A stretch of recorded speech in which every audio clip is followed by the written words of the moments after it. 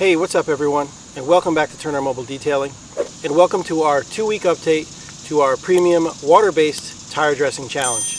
Now it's been 2 weeks since we applied our tire dressings, and we're going to see today how they've held up under daily driving conditions. Now remember, this car lives outside, it gets daily driven back and forth to work. Over the last 2 weeks we've had, I want to say, about 3 to 4 days of rain. It's been driven in the rain about 2 times. We also had Hurricane Henri sweep up the East Coast, and we did get some remnants of that. So let's see how Carpro Pearl, Koch Chemie's PSS Plastar, GTechniq's T2 tire dressing, and Meguiar's hybrid dressing held up over the last 2 weeks.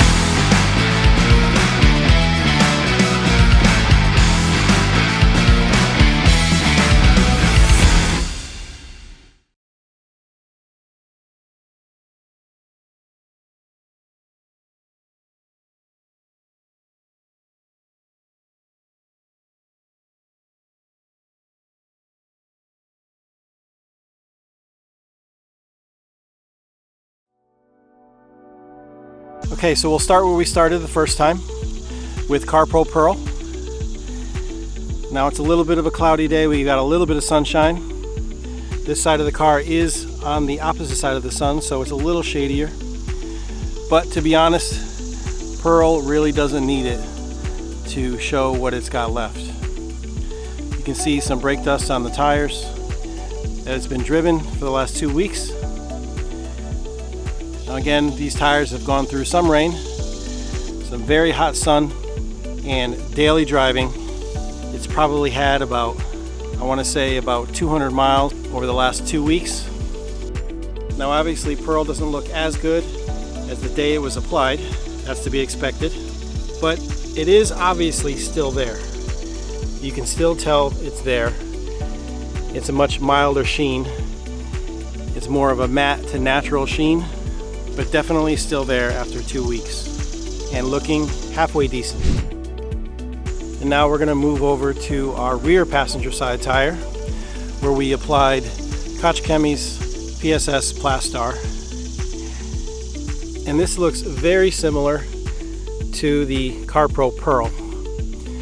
Again, obviously it's not going to be as beautiful as the day we applied it, but it still looks pretty good. You can see a little bit of a sheen still left after 2 weeks of driving. For a water-based dressing, I'm pretty impressed.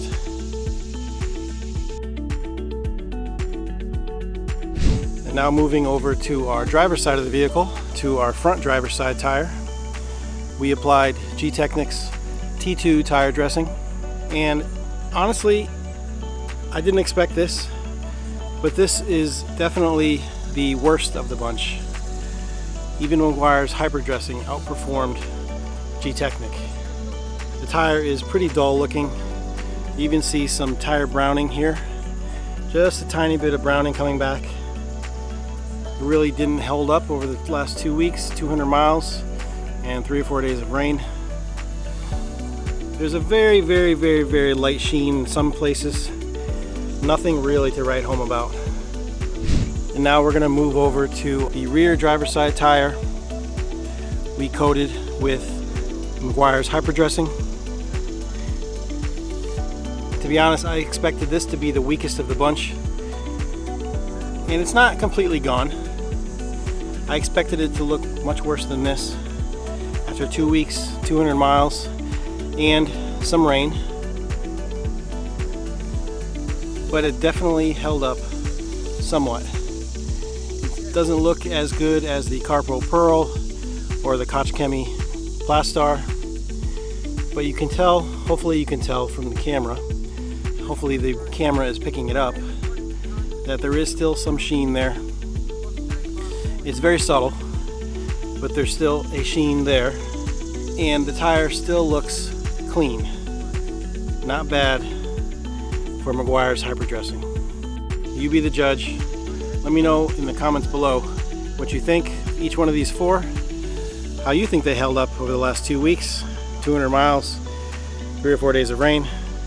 Let me know which one you prefer if you've used any of them.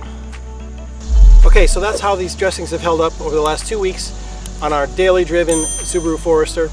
Let's go check out our Range Rover Sport and see how they held up over there. Okay, so we're here with our Range Rover Sport, our semi-daily driver. Now remember, this car spends its nights in the garage and some days in the garage too. It's a semi-daily driver, so the workload on the car is much less than the Subaru. So under these driving conditions, let's see how our premium tire dressings held up. So first up, on the front passenger side, we had Carpro Pearl. As you can see, it's definitely faded, but there are still remnants of it. Now we are on the sunny side of the vehicle, so you can see the sheen a little bit better. I hope the camera's picking it up, but you can definitely tell that this dressing is still somewhat there. Now again, this is taken with a grain of salt because the car does spend its nights in a garage and it is only a semi-daily driver. Now, as you can see from the dirtiness of the wheel itself, this car has definitely seen some road time, enough to get the wheels and tires dirty.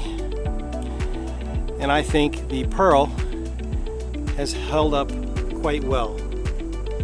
So let's move on to our next wheel. So our rear passenger side has the Koch Chemie, the PSS Plastar tire dressing. It also doubles as a trim dressing. You can see some sheen still left. Seeing it in person here, I'm not sure what you can see, what you can't tell on the camera, but I think the Pearl has a little bit more sheen to it. Not by a whole lot, but just a little bit. And again, you can see the dirtiness of the wheel to see how much road time it did get.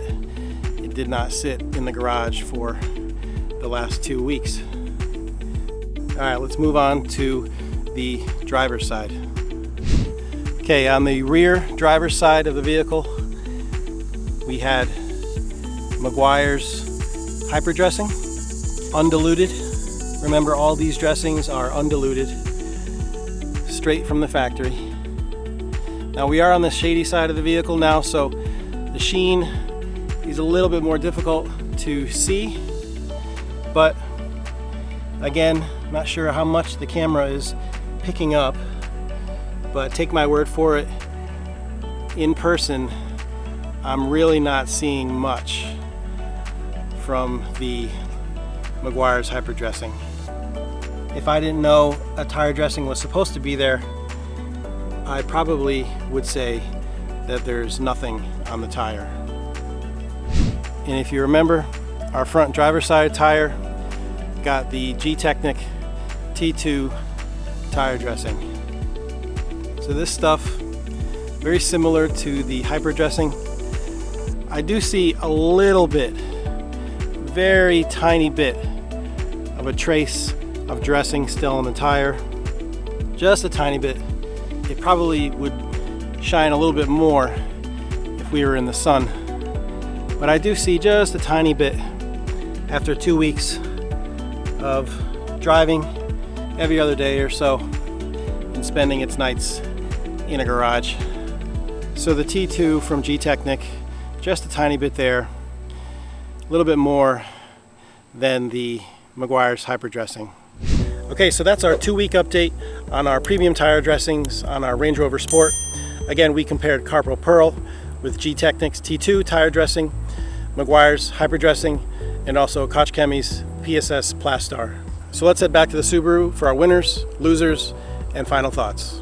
Okay, so we've seen how these premium water-based tire dressings have held up over the last 2 weeks on a daily driver that lives outside full-time, and also a semi-daily driver that spends some of its days and all of its nights inside a garage. And to be honest, I think they held up pretty much the same. I saw maybe a slight advantage to the Range Rover that doesn't see nearly the amount of outdoors time and road time that this Forester does, but is very negligible. I feel when they all went on the first time, they all looked really good. They all looked pretty much the same. When used straight, when undiluted, they all had a very nice satin sheen to them. So if I'm going to rank them, in 4th place, I would definitely put GTechniq's T2 tire dressing. That one is pretty much non-existent after 2 weeks, although it was very easy to apply. Third place, definitely Meguiar's hyperdressing. It was still there, although not as prominent as the next two that we're going to talk about. It also was very easy to apply. In second place, now this is a tough one, because I'm going to put Koch Chemie's PSS Plastar, not because it didn't last as well as the Carpro Pearl, which I feel it did, but just because it's so much more expensive. For the same amount as Carpro Pearl, you're going to spend almost $10 more, again, for the same amount.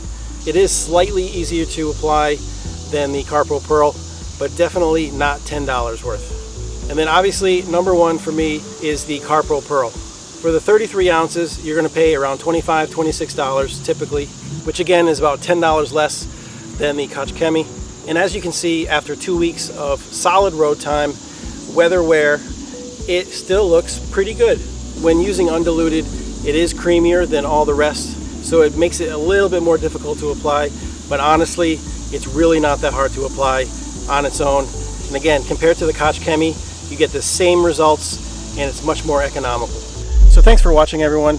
I really hope this content has benefited you in some way.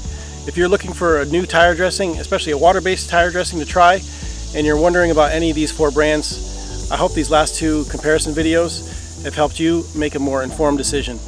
So if you did enjoy this video and you found it helpful, please don't hesitate to give us a like right down below. And as always, don't forget to subscribe, that way you don't miss any future auto detailing content just like this. As always, I'm Seth with Turner Mobile Detailing, and we'll see you in the next video.